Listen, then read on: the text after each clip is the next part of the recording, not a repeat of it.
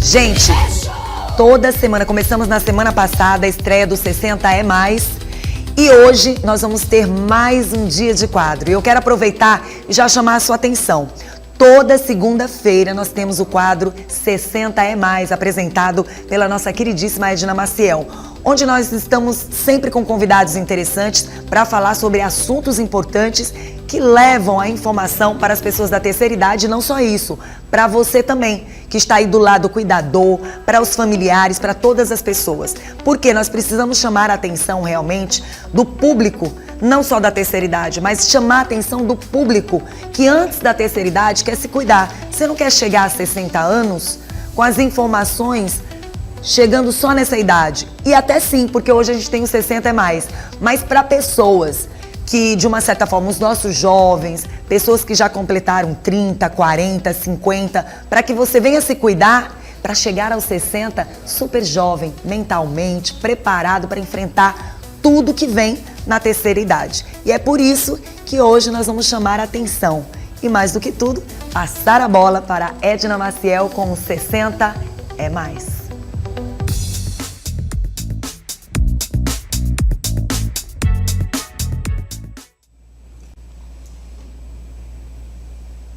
Bom dia! É isso, Vanusa.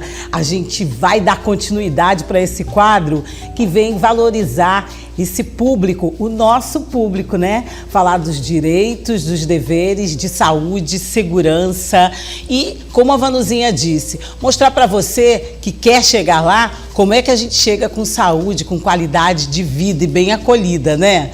Bom, hoje nós vamos falar sobre uma tecnologia que reativa o cérebro. É a estimulação transcraniana por corrente contínua. O nome parece diferente, mas a gente vai já saber o que é. Essa técnica, ela oferece uma nova esperança para idosos com falhas de memória, que a gente se preocupa tanto desde cedo, né? E também dores. Eu estou aqui ao meu lado com a doutora Mariana Sanches.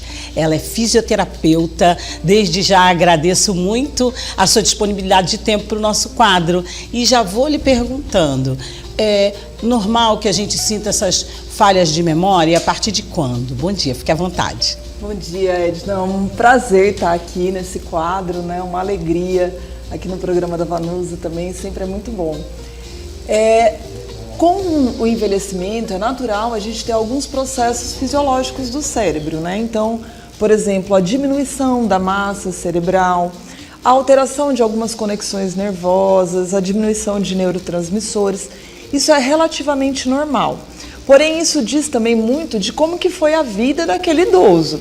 Então, é claro que hoje em dia, né, a gente sabe que práticas de atividade física, alimentação saudável, uma vida menos estressante, faz com que isso seja prolongado e esse processo seja retardado, né? Mas a gente sabe que tem hoje pessoas, né, que têm uma vida que usaram uso de álcool, né, bebida alcoólica, uma alimentação ruim. Então, isso favorece esse processo de uma forma mais intensa, né? E aí a gente está falando geral, né, doutora? Porque às vezes as falhas de memória chegam antes do tempo, vamos dizer assim. A gente começa a falhar a memória muito cedo. E tem gente que diz assim, não, eu sempre fui esquecida. Eu sempre tive essas falhas, mas elas aumentaram agora. A partir de quanto tempo a gente deve se preocupar? Ou deve se preocupar sempre com o que a senhora bem falou aí, que é o que vocês sempre falam aqui pra gente, a boa alimentação e também a atividade física? Claro que, como eu disse, né, a partir de uma certa idade, ali, principalmente mulheres após menopausa, né? Isso naturalmente a gente começa a ter essa perda e as falhas de memória podem acontecer.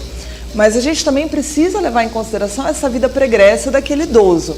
Então, assim, aquele idoso, ele foi um adulto um dia. Então, esse adulto já tinha alguma falha de memória? Talvez isso seja, por exemplo, um TDAH que não era diagnosticado e que hoje é um idoso que tem uma tendência a ter uma memória mais... Aí já agrava mais, né? Exatamente. Então, assim, o idoso, a gente sempre tem que lembrar a história daquele idoso. Quem ele foi quando era jovem. E a gente lembrar que essa história ela é construída ao longo do tempo.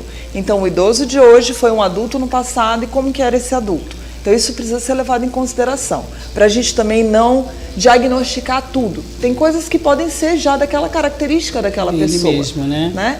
mas a gente precisa estar observando sim, né? Então, perdas de memórias, principalmente o que a gente chama de memória de trabalho, né? Essa memória de trabalho é o quê? Aquilo que no dia a dia eu uso de forma meio que automatizada.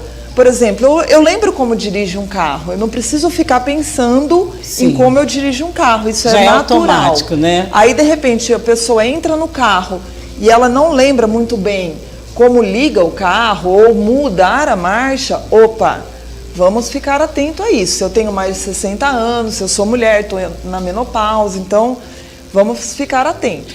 Também esse mesmo pensamento para, por exemplo, a gente que trabalha muito, né, com pesquisa, com texto, a gente pode levar esse mesmo raciocínio da senhora para quando a gente esquece nomes, quando a gente esquece datas, quando a gente esquece momentos que marcaram a nossa vida, né, e que de repente a gente demora a lembrar, também pode correlacionar? Isso pode acontecer também, mas a gente tem que lembrar que existem outras situações que não só necessariamente um agravamento patológico do cérebro, seja um adoecimento, mas também pode ser o quê? Um momento de estresse da vida da pessoa. Sim. Isso também pode estar acontecendo. Às vezes é só um Às momento, vezes é só né? um momento, né? Aquele momento a pessoa está sobrecarregada no trabalho, né? Está num momento de vida de muito estresse. Isso também pode afetar esse tipo de memória. Sim. Então é sempre a gente pedir aí o auxílio diagnóstico dos profissionais da saúde para fechar um diagnóstico. Né? Os médicos, os fisioterapeutas, terapeutas ocupacionais, para a gente ter assim um diagnóstico certeiro e também não sofrer às vezes por antecipação. Porque tem isso também, né? Às vezes a gente já fica pensando porque está começando a esquecer. Ai, será que eu já estou começando o processo de Alzheimer? Ah, mas eu nunca fui esquecida e agora comecei a esquecer qualquer bobagem. É como a doutora está dizendo, há casos e casos, então a gente já não pode fechar diagnóstico com achismos, principalmente. É procurar um profissional. Bom, doutora, mas diagnosticado que a gente está com esquecimento que não é o normal da gente, né? Não foi um momento, como a senhora citou. A gente falou aqui uma técnica, né? E nova, por sinal, né? Acho que relativamente nova, que as pessoas podem pensar, poxa, o que é isso, né? Então a gente pode falar bem, numa linguagem bem fácil para a nossa audiência, o que está surgindo de novo, porque a gente só pensa assim, eu estava conversando ainda agora com a Cristina, a nossa colega, colaboradora lá no camarim. Poxa, ficam pensando que o idoso, os joguinhos de idosos só pode ser palavra cruzada. Como eu estou fazendo o quadro, estou lendo muito sobre o assunto e até os games podem ser usados, né? Quais são, então, os tratamentos, as novas técnicas? O que a senhora pode apresentar aqui hoje para a gente? Isso, né? Uma das técnicas que a ciência vem comprovando é essa técnica com esse nome um pouquinho complicado, eletroestimulação transcraniana por corrente contínua.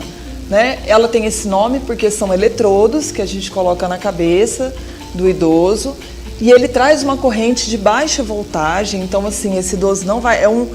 A ideia é de um choque, mas muito leve, né? De um choque que ele não traz nenhum prejuízo, ou dor, ou desconforto.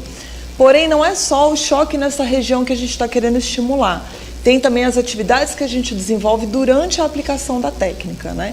Então, assim, como eu disse, uma palavra cruzada. A palavra cruzada ela é interessante, porém, se for a única coisa que esse idoso faz, o cérebro ele se acostuma também. Não vai então, a trabalhar gente tanto, precisa ir mudando os estímulos. E também eu preciso avaliar, num contexto daquele idoso, qual a dificuldade dele? Será que o melhor para ele naquele momento é a palavra cruzada? Às vezes não, às vezes a gente está precisando trazer o álbum de família, né? Traz o álbum de família, mostra o dia do casamento, quem eram aquelas pessoas que estavam envolvidas. Às vezes a gente quer que ele faça um desafio motor, por exemplo, junto com a eletroestimulação, ele vai subir uma escada, descer uma escada de frente, de costas, porque o aprendizado motor, né? A gente treinar como anda, como pula, como a gente corre, como a gente abaixa, isso também precisa de memória, né? Então, assim, junto com essa eletroestimulação, que a gente vai estimular regiões do cérebro que eu percebo que naquele idoso está precisando ser estimulada, a gente faz várias atividades. Ótimo. Né? Então é uma atividade em conjunto, né? Porque a eletroestimulação é um aparelho pequeno que dá pra gente colocar e ele realizar várias atividades. É como, por exemplo, para o nosso público ter ideia, quando eu tive uma inflamação no calcanhar E eu fiz um tratamento em que colocaram eletrodos e davam choquinhos, como a gente chama, né? Para que você até saiba que não dói, que não é incômodo, só que é no cérebro, né, doutor? Isso, só que então vai ser na cabeça. Isso, só que é claro que é uma corrente diferente. Sim. É um treinamento diferente, né? O que você usou é o que a gente chama de corrente elétrica transcutânea, Certo. né? Que é na pele. E Sim. a transcraniana não, ela já vai ter um efeito no cérebro. Então, ao mesmo tempo que é muito sério, porque a gente mexer no cérebro é algo delicado, a gente tem que acompanhar muito bem esse idoso.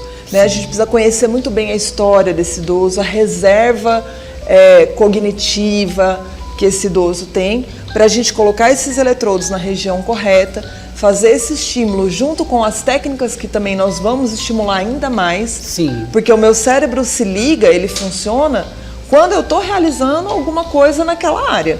Então, por exemplo, exatamente, mesmo, né? Por exemplo, a nossa região, né, de hipocampo, a nossa região de lobo parental, quando a gente está vendo, por exemplo, uma fotografia, lembrando de acontecimento, essa área ela está sendo estimulada, né? Ela está trabalhando. Então não adianta eu colocar esse eletrodo e colocar esse idoso para ficar assistindo televisão, entendeu? Sim. Então a gente precisa ter esse estímulo, esse estímulo conjunto, casado, né? Para que aquela área que está sendo estimulada pela corrente elétrica de baixa voltagem faça com que o trabalho que ele está sendo desenvolvido seja mais ativado ainda. Doutora, e quem pode fazer, né, esse tipo de tratamento? Existem restrições e, além desse tratamento, aproveitando a sua presença, quais os outros tratamentos, exercícios? Porque esse não usa nenhum medicamento e a gente sabe que, às vezes, vocês, especialistas, também para essa questão do esquecimento, prevenindo Alzheimer, também usam, além de exercícios, que é mais diretamente com o fisioterapeuta, mas também medicamentos. Pode nos dizer? Posso sim. Com relação à tua primeira pergunta, né? Se quem pode fazer? Sim. Na verdade, a eletroestimulação transcraniana por corrente contínua, ela tem pouca contraindicação, né? Então, são casos de pessoas com epilepsia não tratada, refratária, pacientes em estados psicóticos graves, aí realmente existe uma ressalva. Certo. Mas, no geral, ela é muito bem tolerada, ela tem pouquíssimos ou praticamente nenhum efeito colateral. Os efeitos colaterais são uma leve coceira, onde tem um eletrodo, vermelhidão. Coisas, né, que dá pra gente é muito bem tolerável, né? E assim, o que mais pode ser feito? E é interessante, sabe? Porque a medicação, a gente sabe que hoje os medicamentos estão cada vez mais modernos. Exato. Mas às vezes, aquele medicamento em doses mais altas, né, ele pode levar a efeitos colaterais. Inclusive, a gente sabe que um dos problemas do idoso é a hipermedicalização. Sim. Né? Quando junta aquele 11, 12 medicamentos aí, né? Para hipertensão, para colesterol, para memória, né? Aquilo pode gerar até um efeito colateral que gera mais problemas ainda naquele idoso. Tem que tomar cuidado, sabia, né? Exatamente, essa técnica, uma das coisas que ela faz, uma das respostas, é diminuir a necessidade de medicação. Da medicação, né? Porque às vezes aquela medicação, ela chega nessa área do cérebro e o eletrodo, ele atrai mais ainda aquele medicamento. Então a gente consegue diminuir as doses e às vezes até desmamando. Muito interessante. Né? Agora, claro, o estilo de vida saudável, né? Atividade física constante, acolhimento, outra coisa importante, né? Acolhimento ao idoso, escuta, a inclusão dele na família. Tudo isso é fundamental. Tudo isso vai contribuir, para o tratamento. Para o tratamento, para que ele possa ter uma vida mais saudável, melhores, né? uma vida mais saudável. É um esforço em conjunto, né? É um esforço. Vou aproveitar mais um pouquinho a presença da doutora aqui, porque ela é fisioterapeuta e a gente ainda vai abordar, Vanuzinha, com mais cuidado a questão dos cuidados que a gente tem que ter com o idoso dentro de casa e mesmo o idoso como eu que trabalha, com o que você deixa no chão, no alto, do lado, para que ele não caia, porque a queda para o idoso, ela tem uma gravidade muito maior, a doutora vai me corrigir se eu estiver errada, do que para um jovem, para uma pessoa de outra idade. Pode aproveitar esse finalzinho aqui, estou me aproveitando da sua presença, que a gente veio falar de um tema, mas já eu acho que já exploramos bastante, senão a senhora fique à vontade para complementar, para falar dessa questão das quedas, por favor. Com certeza, né? A queda hoje é um dos fatores principais de mortalidade em idosos, né? E as causas, como eu disse, estão muito ligadas, né? A mobiliários, ao próprio ambiente. A gente tem que lembrar que o idoso, essa memória de trabalho, que é isso, o cérebro do idoso, ele vai tentando ficar mais eficaz. Então, ele vai decorando aquele espaço. Então, quando a gente muda esse ambiente, né, quando a gente traz esse idoso para um outro ambiente, aquilo é desafiador para ele. Sim. E isso às vezes acontece. Às vezes ele está morando na casinha dele, aí os filhos falam assim, não, nós vamos levar o papai para casa, ele vai começar a morar com a gente. Então, ele conhecia aquele ambiente, né, os limites, sabia onde estava cada coisa. Exatamente. Né? E aí vai ser um novo desafio, então tem risco de quedas, sim, né? Tapetes, né? Ter muito cuidado com isso, objetos pequenos. O banheiro, a gente sabe que é um grande fator de risco, então isso, barras no banheiro, tem que colocar as portas barras, adequadas, né, mais largas, né? né? Isso é desafiador por conta dos apartamentos, né? E outra coisa são os medicamentos. Então, muitos medicamentos, eles têm como efeito colateral tontura, né, alteração de equilíbrio, sonolência. Né? E aí isso é uma coisa que a gente tem que ficar muito atento também. E agora, né, tem aquelas caixinhas, né, com os locais corretos de você colocar cada remédio. Às vezes, a minha mãe tem 92 anos. Eu falo, meu Deus, é tudo coloridinho, tem os dias. Então, mas além daquele acessório, você ainda tem que ficar prestando atenção. Sim. Não é? Você é bom que sempre tenha esse carinho, esse cuidado. Ah, não, ele é lúcido, ele sabe. Não, vamos lá, hoje é qual remédio, quantos são, já tomou, né? Ficar ali orientando. Agora, né? Uma coisa muito importante que eu costumo falar com os filhos lá na nossa clínica e com os cuidadores também, a gente precisa estimular a autonomia. Né? Às vezes a tendência do filho e do cuidador é querer poupar. Também é ruim, né? Aí quer poupar, quer segurar o idoso para levantar, quer ficar pegando tudo para ele, entregando na mão. Isso não também é bom. Não pode. Não é bom, é igual criança. Isso. Né? A gente precisa ter esse mesmo estímulo. Então eu falo lá, tudo que ele consegue fazer sozinho, permita que ele faça sozinho. Muito bom, né? Tem idoso que chega lá na clínica e fala assim, doutora, eu quero lavar uma louça para eu me sentir útil. Minha filha não deixa. Sim. Aí eu chamo a filha, olha, ela não está cansada, ela quer fazer isso. Permita que isso seja feito. É só ter o cuidado, né? Claro, ficar do lado auxiliando, né? Auxiliando, as deixar pessoas... um ambiente propício para que aquilo aconteça. As pessoas abrem a boca quando eu digo que a dona Marília, com 92 anos, faz um almoço. Aí ela ainda faz um almoço, por que vocês deixam? Ela está me assistindo aí, ela sabe. Ela puxa a orelha da gente. Não, se vocês me deixarem sem fazer nada, gosto de costurar também. Então, o que a gente faz? Tem alguém sempre auxiliando do lado, para não deixar uma panela no fogo muito tempo, para não esquecer, para no esquecimento você estar ali. É o cuidado e o acolhimento que a doutora falou, né, doutora? Isso, exatamente. Escutar as só histórias. não se ceder, né, doutora? Nem tanto ao céu, nem tanto à terra. Certeza. Deixa ser independente, mas tem cuidado também, né? Muito Outra coisa bom. interessante que a gente orienta muito lá na clínica é com relação aos netos, né? Que os netos possam escutar as histórias. Sim, né? eles repetem. Faça esse momento de sentar e deixar os idosos contarem as suas histórias. Façam para os filhos valorizarem esse momento com eles. Isso é muito importante para eles. A presença é muito importante, né, doutora? A gente está sempre ali conversando com os nossos idosos. Com certeza. Muito bom. Então, nesse fechamento do nosso... Eu gostei muito de conversar com a doutora. Ainda não tinha tido essa oportunidade aqui no programa da Vanusa. Muito bom. E gostaria que a senhora deixasse, então, além o endereço das suas redes sociais, que já apareceu aí, mas reforçasse, né, e dos seus contatos, mas essa mensagem para nossos filhos, nossos netos e para aqueles que trabalham com a gente. Eu acho que a mensagem é essa, né? A gente respeitar a história dessas pessoas, né? Lembrar que elas fizeram sempre o melhor que elas puderam. Então, acolher com amor, saber que vão ter desafios, sim, mas quando há engajamento da família, quando há compaixão, compreensão, empatia, eles conseguem se superar e é lindo ver. Né? Eu sou encantada, né, por essa área e eu aprendo muito mais com eles do que eu ensino. Certamente. Eu estou com essas duas gerações e a nossa no meio lá em casa, um netinho vai fazer 8 meses esses dias, a mãe com 92, o pai com 87 e eu e meu irmão beirando mais de 60. O 60 é mais aqui se inspira demais, né?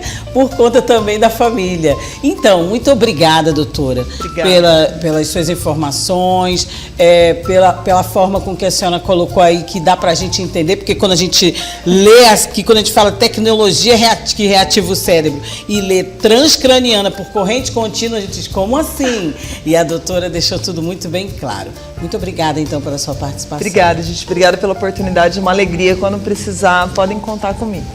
Bom, gente, muito obrigada mais uma vez. Olha, gente, para finalizar o quadro, eu vou deixar sempre um lembrete aqui, uma mensagem e uma dica. Hoje nós vamos falar que a Política Nacional da Pessoa Idosa, que é a Lei 8842, de 4 de janeiro de 94, diz que a família, a sociedade e o Estado têm o dever de amparar as pessoas idosas, assegurando sua participação na comunidade, defendendo sua dignidade e bem-estar e garantindo-lhes direito à vida. Fica com essa reflexão aí. Muito obrigada. Um bom dia para você.